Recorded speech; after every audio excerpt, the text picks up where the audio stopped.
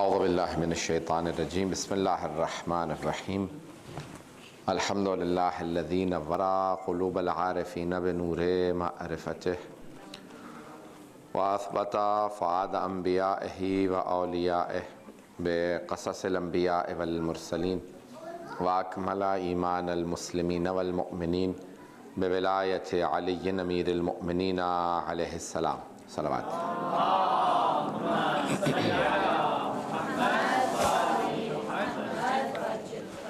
والصلاة والسلام والتحية والإكرام على أفضل الموجودات العبد المؤيد والرسول المسدد المصطفى الأمجد المحمود الأحمد أعني أبا القاسم محمد صلى الله عليه وسلم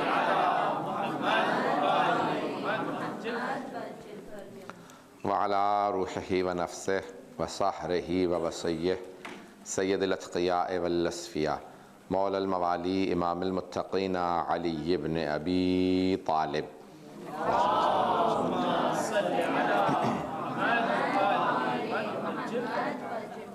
وعلى أوصيائه لا سيما بقية الله في الأرضين روحي وأرواح العالمين لتراب مقدمه الفدا واللعنة الدائمة على أعدائهم أجمعين من الآن إلى قيام يوم الدين. أما بعد فقد قال علي بن موسى الرضا عليه الصلاة والسلام لا يكون المؤمن مؤمنا حتى تكون فيه ثلاث خصال آية من ربه وآية من نبيه وآية من وليه. صلاة على محمد وآل محمد. اللهم صل على محمد وآل محمد. It is the last lecture in English today.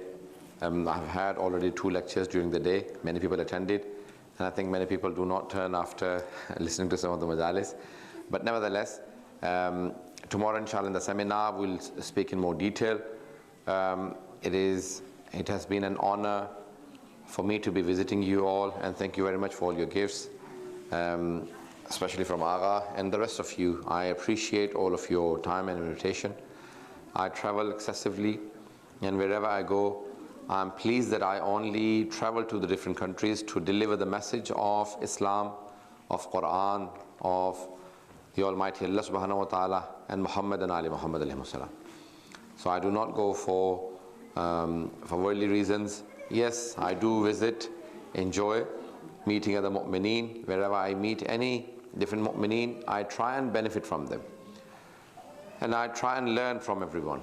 I have chosen this hadith today from Imam Raza alayhi salam, and briefly I would like to talk about this hadith. Imam Raza alayhi salam says that لا يكون المؤمن مؤمنا حتى تكون فيه ثلاث خصال. A mu'min is not a true mu'min until he has these 3 attributes.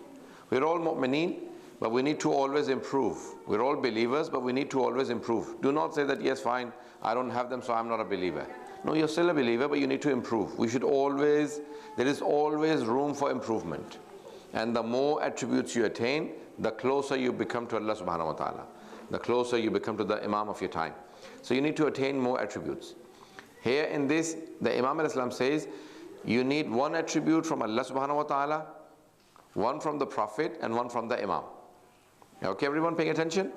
So 1 from Allah subhanahu wa ta'ala. Can you think, my God, can I have something from Allah subhanahu wa ta'ala? Not to the level of Allah subhanahu wa ta'ala, but you need something from Allah. What is it? وَأَمَّا آيَةٌ مِّن رَبِّهِ. What is the sign from Allah subhanahu wa ta'ala? Ayat means a sign. Khasal, characteristics. Until you have a characteristic, a sign from God, you are not a true believer. 1 sign. Other hadith mention other things. Yes? Imam Raza in this hadith mentions 1 attribute. فَكِتْمَانُ سِرِّهِ وَآيَةٌ مِّن رَبِّهِ فَكِتْمَانُ سِرِّهِ فَلَا يُظْهِرُ عَلَى غَيْبِهِ أَحَدًا. Allah subhanahu wa ta'ala, what characteristic do you need to have from Allah subhanahu wa ta'ala? To keep your secret. To keep your secret. How do you do that? فَكِتْمَانُ سِرِّهِ فَلَا يُظْهِرُ عَلَى غَيْبِهِ أَحَدًا. Allah subhanahu wa ta'ala does not reveal His ghaib, His unseen, to anyone. Only to the ones that He pleases with, or the one they are close to Him, like the infallibles, whoever He wants to disclose it to. So keep your secret. Do not disclose it. There is no concept of confession in Islam. You do not go and confess to other people that I have sinned, I have done this. It is between you and God. It is between you and Allah subhanahu wa ta'ala. Even the Holy Prophet said, do not come and tell me your sins. The Imam said, do not tell us your sins. Repent for your sins. Do not confess to other people. I have committed a sin. Disclosing your sin is another sin. Yes, everyone? Disclosing your sin to another person is another sin. When you admit that I have committed so and so sin, this is another sin. So you have two sins. One, that sin, and the other one telling other people that I have committed a sin. In the Western world, sometimes, you disclose your things. Social media is a type of a medium way you disclose the things that you do. Sometimes good things, sometimes even bad things. Islam says, no, you cannot share your bad deeds with anyone. You must repent for them, okay? You're not allowed to disclose your sins. There is no confession. It's not that you go to a church and you confess to a priest and you say, okay, please, can you pray for me? No, you say, pray for me, I'm a sinful person, but you do not disclose your sins. Okay, everyone? So confession to sins is another sin. Okay, when you admit or confess to another sin, that's another sin. When you confess to a sin, is another sin. So the first thing you learn from Allah subhanahu wa ta'ala is keep your own secrets. Not only just about sins, but even good things. Sometimes you see a lot of praise, you see a lot of success. Don't go around telling everyone. Many people will not be pleased, many people will be pleased. Many people may give you a bad eye, another. They may give you... so you try and keep your secrets. Don't disclose everything to everyone. Imam Ali says in Nahjul Balagha, do not disclose everything that you have to your friends, because tomorrow if they become enemies, then they have all of your secrets. And do not go to a level in your envy behavior, in your bad behavior with your enemies, so that if you become friends, you become embarrassed with them. That I went to extent, so bad extent, that now I am embarrassed to meet this person because he's now a friend, he's not an enemy, but I went to extents that I should not have crossed. Now, so the first thing Imam Raza says that you should keep your secret. Secondly, وَأَمَّا آيَةٌ مِّن نَبِيِّهِ, as far as the sign from the Holy Prophet ﷺ is concerned, فَمُدَارَاتُ النَّاسِ, he says, and that is to always have good behavior with everyone you meet. Yes? Akhlaq, your ethics, your manners that I talked about on Friday. Yes, mudaratun nas. Mudarat is basically even with enemies, you don't cross limits. You have to be kind and nice to everyone. Yes, everyone? So your good behavior is extremely important. Even with enemies, do not cross limits. That tomorrow when they become friends, you feel embarrassed. How shall I face him? Yes? So that's from the Holy Prophet. The Holy Prophet, even with his enemies, was always kind. He was compassionate. And the third thing, وَأَمَّا آيَةٌ مِّن وَلِيِّهِ, and as far as the sign from the wali or the Imam al-Islam is concerned, what kind of attribute characteristic are you supposed to pick up from the Imams, alayhimussalam, from Imam Ali to Imam al-Mahdi? They all had one common thing. What is that? The 8th Imam says, every Shia, every mu'min must have it to become a true mu'min. فَالصَّبْرُ عَلَى الْبَأْسَاءِ وَالضَّرَّاءِ, to have patience, to have sabr in all ups and downs of this world, in فِالسَّرَّاءِ وَالضَّرَّاءِ, even in difficult times, in good times, in all times you must have sabr, patience. Patience is the key. Aimma alayhi always had sabr. Yes, everyone? Sabr. As-sabru min al-iman kar-ra's min al-jasad. Patience is to iman, to faith, like head is to body, Imam Ali says. As-sabru min al-iman kar-ra's min al-jasad. How do you recognize a person? You don't recognize them through body. You recognize them through face. Imam Ali says, the head of your iman, your faith, is your patience. So have patience. Many people have no patience. Yes? Who has no patience? Generally, children. Yes? Children, like babies, have no patience. Whenever they are hungry, they start crying. Because they are learning things. Yes, everyone? Do I have everyone's attention? Yes. Babies have no patience. If they need nappy changing, they will start crying loudly, Mom, change. Feed. They have no patience. Yes? Slowly they pick up sabr. They learn about time, about moments, and about all of these things. Many people grow up, then they still remain children from inside. Yes? Please grow up, have sabr. Yes? So sabr is something that you build in yourself. You need to train yourself. Patience is something that you train yourself for. Some things you automatically pick up. Some things you need to train your soul to pick up.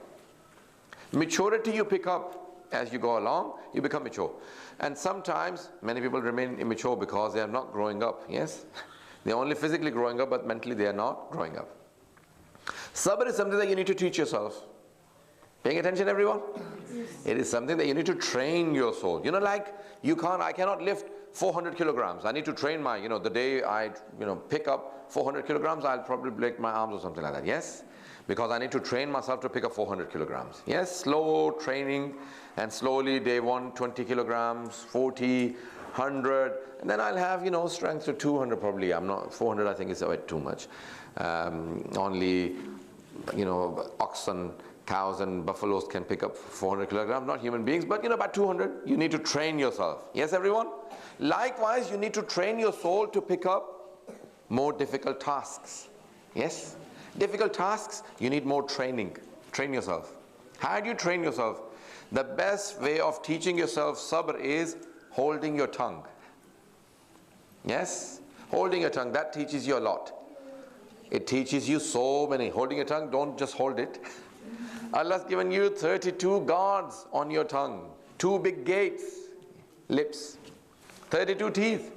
Still this tongue, which is only about 20 grams, 40, 50 grams, makes wars in the world, destroys the households, makes 2 friends leave each other, makes 2 brothers dislike each other, makes husband and wife hate each other. Yes? Don't do that. Control your tongue. So sabr begins from tongue. What teaches you sabr the most? Which ibadat teaches you sabr the most? Fasting. Whoever said it are correct. وَاسْتَعِينُوا بِالصَّبْرِ وَالصَّلَاةِ. Allah subhanahu wa ta'ala says, seek help, seek assistance from patience and salat. So Allah said sabr first and then salat. Can you imagine? When Imam was asked, Mawla, what is sabr? He said fasting. Fasting. You see, everyone paying attention. In all ibadat, you do something.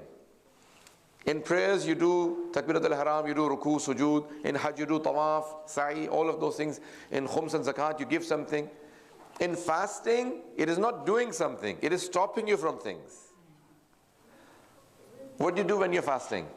No, you don't do anything. You only do 2 things. Niyat, intention. Okay, I'm fasting tomorrow. And secondly, imsak, hold yourself, abstain. Yes? Abstain. Abstaining from things teaches you sabr. Marhumatullah Muhammad Taqi Bahjat was asked, Agha, how do we become muttaqi? He said, muttaqi is not doing something. It is abstaining from things. It is not doing things. Okay, do more than namaz, no. It is stopping yourself. Don't do haram, you'll become muttaqi. You have taqwa from not doing things.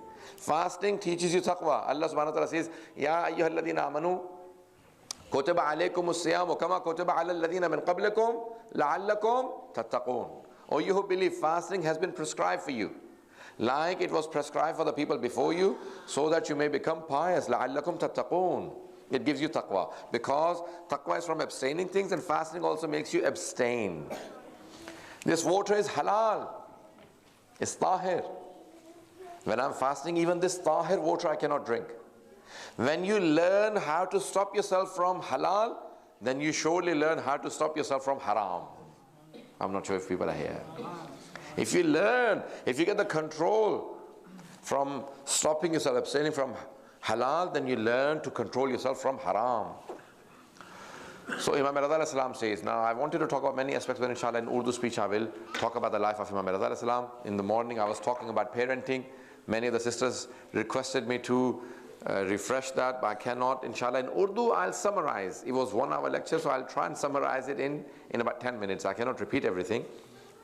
So they really like that, but inshallah in 10 minutes I'll summarize it. So please pay attention.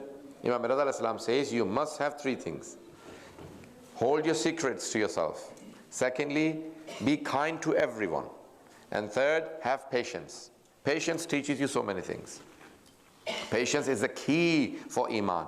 If you have no patience, then you have no faith. Slowly you lose everything. So learn to have patience. Patience has many different levels. I'll not now go into the levels of patience. Mi'raju Sa'ada, Jamu Sa'ada, they are very deep books on akhlaq, and they go very deep into the levels of patience. Anbiya, A'imma alayhim salam. Just one story I want to very quickly mention. Amongst Anbiya alayhim salam, Allah praises Nabi Ayyub, ala Nabiyyina wa alayhi wa salam. Yes? Nabi Ayyub for sabr. Allah says that that was the highest level of sabr. You know what he did? When he lost all of his farms, animals died, he still did shukr. He said, "Oh Allah, no complaint." Shaitan said, "No, because he has so many other things, that's why he's thanking Allah." Allah said, "Okay, give him more trial." He lost his house, he's lost his sons, all of his sons died when the house dropped. No complaints. He said, "Oh Allah, you gave me the gift of children, you took them away. You gave me the gift of farms and animals, all these things, wealth. You took it away, I still thank you." Shaitan said, "No, not enough. Give him more trial." Allah subhanahu wa ta'ala made him ill. He became ill, he could not even walk. He could not even move. His wife was Rahma. Her name was Rahma. She was a daughter of Nabi Yusuf. You heard of Nabi Yusuf? The most handsome man on earth, yes? So people, Shaitan went to the town and said, "Oh look, his wife is the daughter of Yusuf. She will not show herself off, but can you ask, she has very beautiful hair, tell her to cut her hair and give it to you." Nabi Ayyub could not take that, even though Hazrat Rahma did not reveal her hair to the people. But even that he could not take. He said, "Oh Allah, I gave every trial, but I cannot anymore." Jibreel alayhi salam came down and said, "Ayyub, Allah subhanahu wa ta'ala says, who gave you the farms?" He said, "Allah did." He said, "Who gave you the animals?" He said, "Allah did." He said, "When he took them back, are you complaining?" He said, "No complaint." He said, "Who gave you the big house?" He said, "Allah subhanahu wa ta'ala." "Who gave you the sons?" He said, "Allah subhanahu wa ta'ala." He said, "Who gave you the health?" He said, "Allah." Allah took away everything, I have no complaints. He said, "Who gave you the ghira?" Yes, self-respect. He said, "Allah subhanahu wa ta'ala." But Jibreel, here is my limit. I cannot go any further. I end. If people talk about my wife, I can't take it. If people point fingers towards my wife, I can't take it. Allah subhanahu wa ta'ala said, "Oh Ayyub, till the day of judgment, whenever people remember patience, they will remember you." Allahu Akbar. Till the day of judgment, whenever people remember patience, sabr, they will remember you. But where the patience of Nabi Ayyub alayhi salam ended, that's where the sabr of Imam Sajjad began.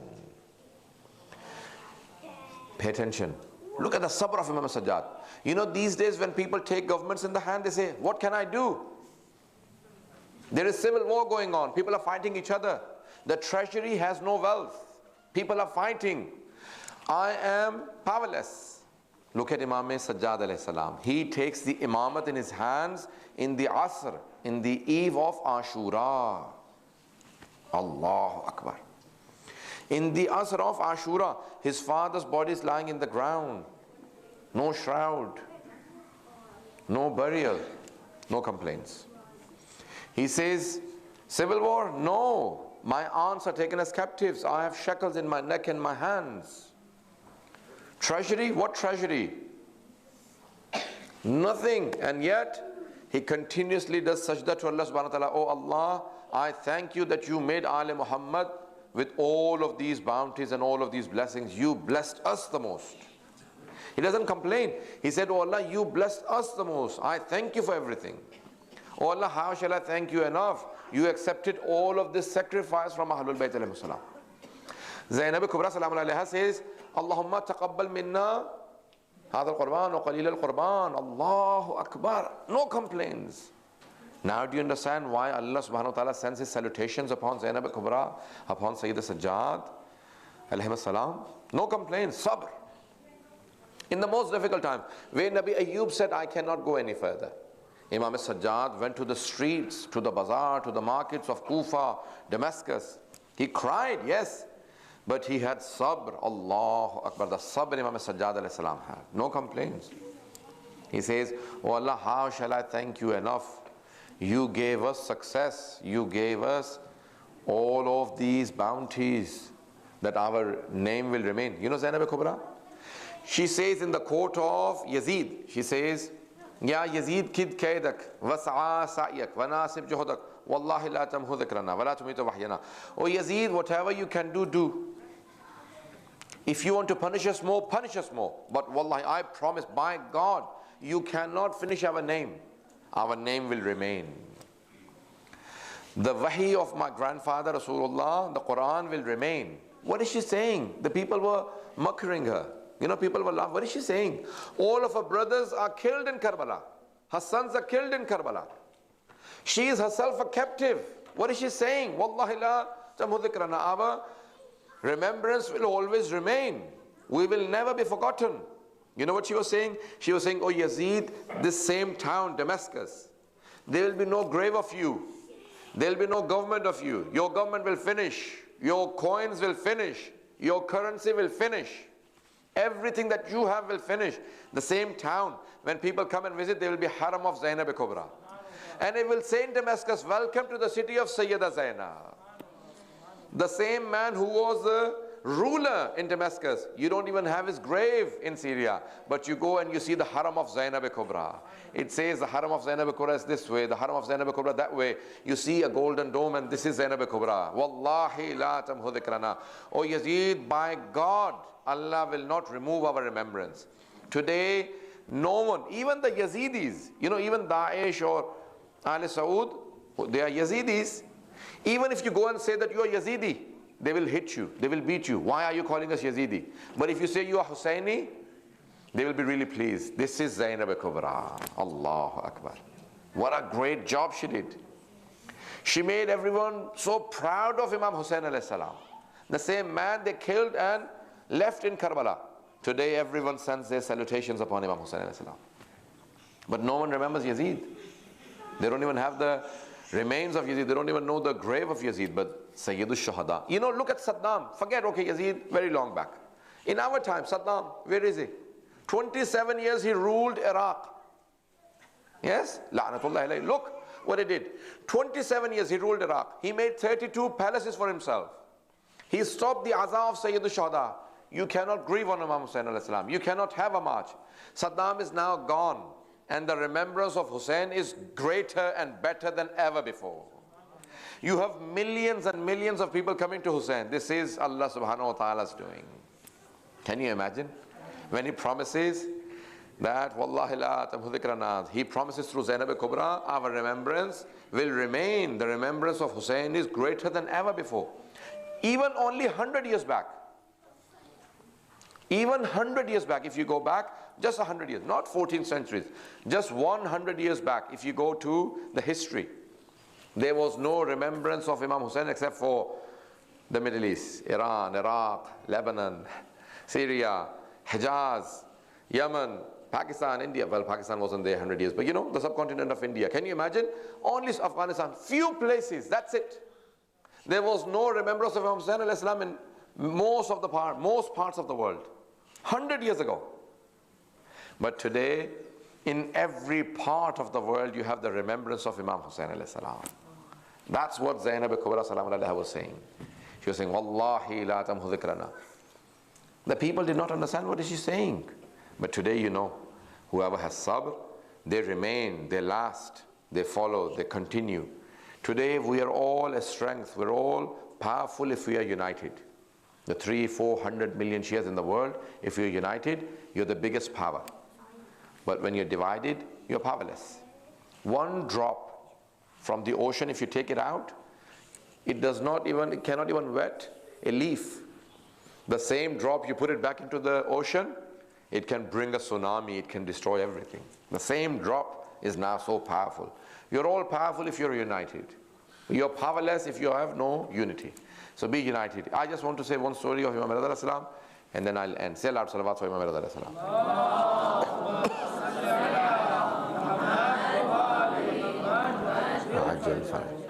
Most of the people in the world know me as a public speaker. Many people don't know my social activities. Many people don't know all of the different things that I do in Britain. Only the people in England only know, or probably people in Europe. But in every part of the world I go to, I go for tabligh, for Majalis of Ahlul Bayt alayhimus salam. And whenever you look at the Majalis, this word Majlis, do you know that it was Imam Raza alayhi salam who introduced the word Majlis? He called it Majlis. He said, whenever you have remembrance of Imam Hussain alayhi salam, call it Majlis. Allahu Akbar. The Imam who gave us the word Majlis. One of the titles of Imam Raza alayhi salam is Alim of Ali Muhammad. Alim of Ali Muhammad. When the ninth Imam was asked, Mawla, why is your father Alim of Ali Muhammad? Aren't you all Ahl Ilm? You know, like you're the most learned. He said, yes. But my father was given the title Alim of Ali Muhammad because all the sects, all the divisions, all the schools of thought within Shia happened before my father. Paying attention, everyone? You know, you have the Alawis after Imam Ali alayhi salam. You have all those sections, you know, Zaydiyya, the Ismailiyya, you know, the Bahur Raza Khan is Waqifiyya, Fatahiyya, all the divisions. He said all the divisions happened before my father. Ma'mun wanted to show my father down, so he continuously debated with my father. He made all the different religions and all the different sects debate with my father. Hujjaj al-Radawiyya, Shaykh Tusi says. Yes? Hujjaj, the ihtajajat, the debates of Imam Raza alayhi salam. He said what that did was, whoever believes in my father's imamat, they don't stop at the 8th Imam. Anyone who believes in the imamat of the 8th Imam goes all the way to the 12th Imam. They don't stop. So people may stop before the 8th Imam, all the way up to 7th Imam. But whoever believes in the 8th Imam, they go all the way up to 12th Imam alayhi salam. That's why it's called Alim of Ali Muhammad. He had the chance to take the people to. One of the other things that he did, I'm just mentioning very quickly. His murderer was Ma'mun. Yes, Ma'mun Rashid, Ma'mun Abbasi. La'natullah alayhi. He basically was the one who poisoned the 8th Imam alayhi salam. Yes, everyone? Do I have everyone's attention? Now, Ma'mun named his son Mahdi. And our ulama said, don't call him Mahdi, call him Mahdi Abbasi. Yes? He named his son Mahdi. He said, do you remember the Holy Prophet said, I'll have 12 successors and the 12th one will be Mahdi. He will fill the earth with peace and justice. He'll become a ruler. This is my son Mahdi. He is going to be the 12th one. He was causing so much confusion. So sometimes, you know, he would shout at him, he would swear at him, and he would beat him. His brothers would beat him up. His mother was shouting at him. Whenever he said Mahdi, the 8th Imam would get up and he would place his hand on his head. You know, you stand up many times with the name of the 12th Imam, and you, when reading the ziyarah of the 12th Imam, you place your hand on the head. This is the sunnah of 8th Imam alayhi salam. He always used to get up. He said, Ajjalallahu faraja, fidahu abu. You know, may his father be his ransom. The people said, Mawla, why did you do that? As a grandfather. He said, yes, the Mahdi we believe in, his great-grandfather stands up for him. But the Mahdi these guys believe in, they swear at him, they beat him up, he gets battered up in the streets. The Mahdi we believe in is dignified, he has respect in the eyes of the people. When he comes, he will be a ruler, he will be powerful, he will not be beaten by anyone, he will be strong. This is the Mahdi that we believe in. Ajjalallahu ta'ala faraja. Yes, everyone? So this was another duty of Imam Raza alayhi salam, to tell the people who the 8th Imam is going to be, and the 12th Imam is going to be. So again, the Imam laid many different. Time is finished. Finally, one of the things that the 8th Imam alayhi salam did, you know, you can divide the time of the 14 infallibles into 3 parts. Shall I say this to complete it? Yes. You can divide the time of 14 infallibles into 3 parts. First part is of the 5 holy personalities. That's the duration, Dore Vilayat. The duration of Vilayat.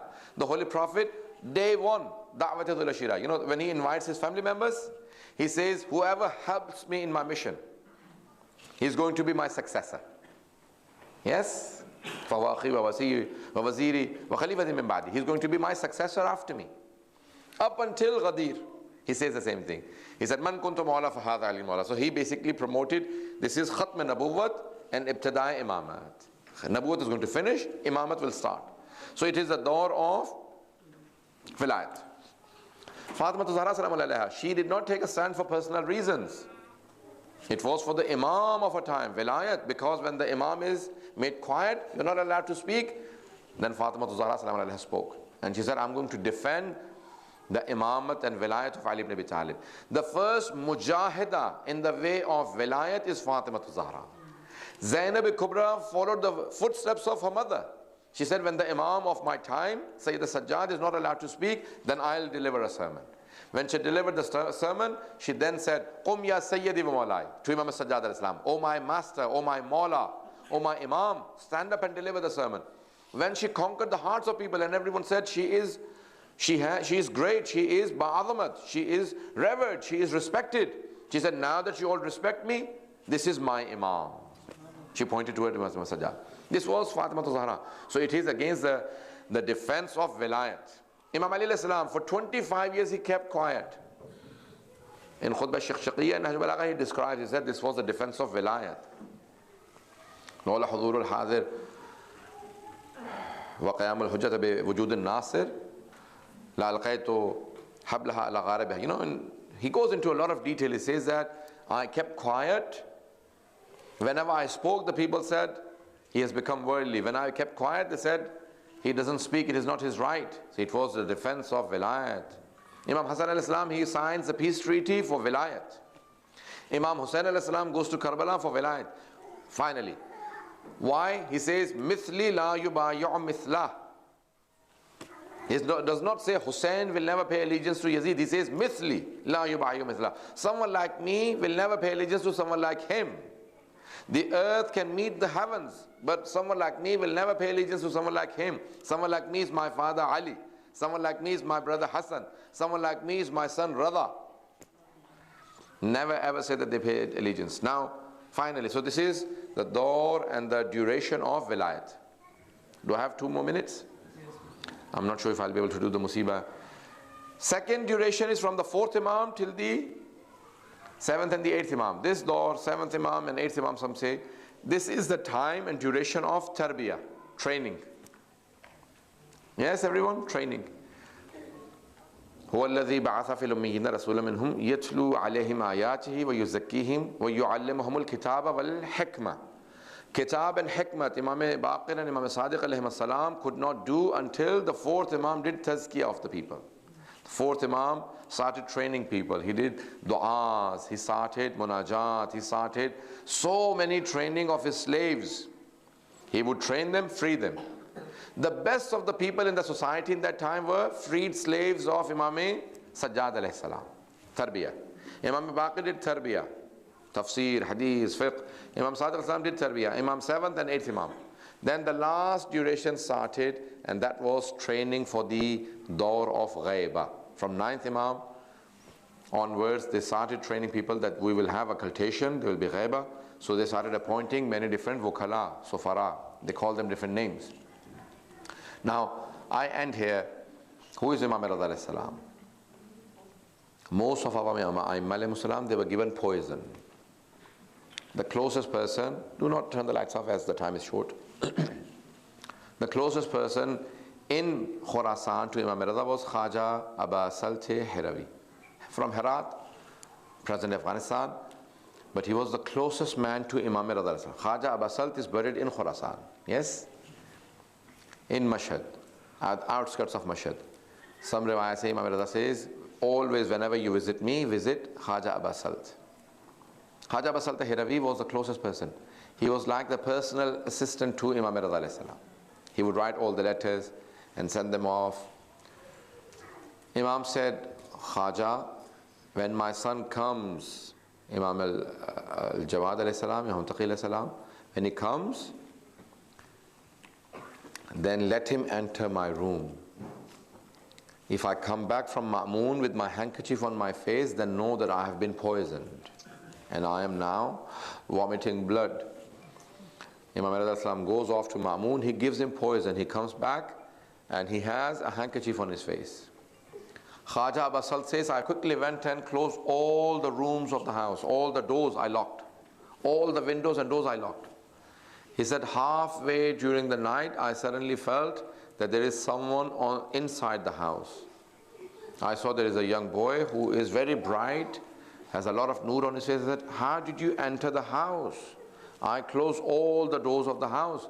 He said, the Almighty Allah who brought me from Medina to Khurasan can also make a way for me inside the house. I don't need you to open the doors. I can enter this house. Imam Muhammad Taqi salam said, Khaja, remain outside. I want to be with my father alone. He went inside. He said, I will do the ghusl and kafan myself. Imam Raza salam, every Imam, they say every Imam, when they were dying, they died on the lap of their sons. Every Imam. Imam Ali salam on the lap of Imam Hassan salam. Imam Hassan salam on the lap of his brother Imam Hussein salam.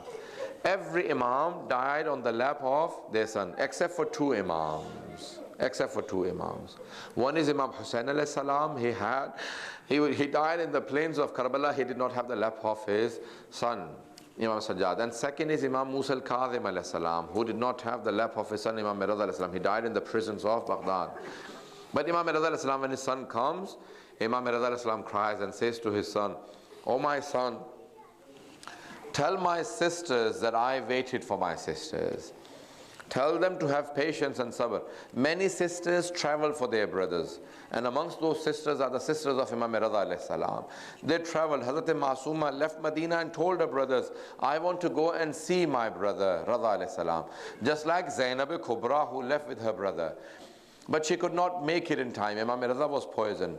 Secondly, Imam Raza salam, his son gave him ghusl and kafan and said to Khaja that I have read the janazah. When you take him to the grave will already be prepared. You just place him in the earth, and the grave itself will be everything will be done.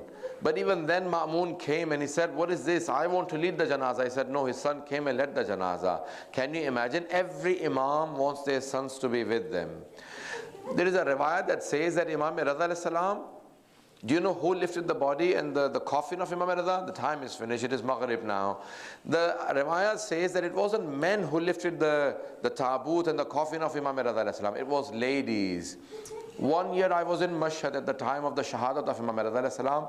From where the shahadat happened, from there I saw that a taboot has been lifted, a coffin, and ladies are carrying it. Dressed in black, they were carrying it. It had all grapes on it because Imam Raza was given poison in grapes. When they were carrying it, I cried a lot. I said, "Can I do ziyarat of this taboot, of this coffin?" Then there was a man walking with them. I said, "Can I ask a question?" "Yes." "What is the question?" I said, "Why are these ladies," I was very young then, "why are these ladies carrying the coffin of Imam Raza salam?" They said, "Because there is a riwayat that says no men were present from Bani Hashim. No sons were present in Khurasan. No brothers of Imam Raza were present in Khurasan. It was the ladies who lifted the coffin of Imam Raza salam." Can you ever see one Imam who is so mazloom that he has no one? Mawla Imam Raza salam, please come and see Mashhad now. They're all your lovers. He was Ghareebul Ghuraba, but today he's Sultanul Arabi wal Ajam. Let's go and say to Imam Raza salam, "Ya Mawla Raza, oh Mawla, when you died, you said to all of your followers, oh my followers, tell my sisters I miss them very much. I miss my sisters." And the sister said, "Oh brother, we all wanted to come and meet you in Khurasan, but the time did not allow us to come and see you." Ala la'natullahi lal qawm al-zalimin wa sayalamu alladhina zalamu ayya munqalibin yanqalibun. Oh Allah, hasten in the reappearance of the Prophet Muhammad sallallahu alaihi wasallam. Oh Allah, there is a lot of oppression in the world. Remove all the problems from the surface of the earth. Oh Allah, there are many people who have asked us to pray for them. Oh Allah, accept the du'as of all the mu'mineen who have asked us to pray for them. Oh Allah, there are many people who are unwell. For the sake of Imam Sajjad alayhi salam, who was continuously beaten from Karbala to Damascus. For the sake of the little children that died on the way from Karbala to Damascus. Accept the du'as of all the mu'mineen. Remove all illnesses from all mu'mineen. Oh Allah, there are many people who have no children. Bless them with children for the sake of Sakina bintul Hussein, Ruqayya bintul Hussein. Oh Allah, accept the du'as of all the mu'mineen that are present here and bless this Husayniyah, this center, with prosperity and success, and all the people that are serving in this Husayniyah. Oh Allah, give them a long life. The people who may have served or have contributed to the center who no longer live, oh Allah, bless their souls. Give them shafa'at of Muhammad and Ali Muhammad. Oh Allah, we wish that we do the ziyarat of Imam Raza salam in our lifetime. Oh Allah, bless us with the ziyarat of Imam Raza salam in life. Oh Allah, bless us with the shafa'at of Imam Raza salam in the hereafter. Oh Allah, hasten in the reappearance of the Prophet Imam salam. ربنا تقبل منا إنك أنت السميع العليم بحق محمد وآله الطيبين الطاهرين المعصومين.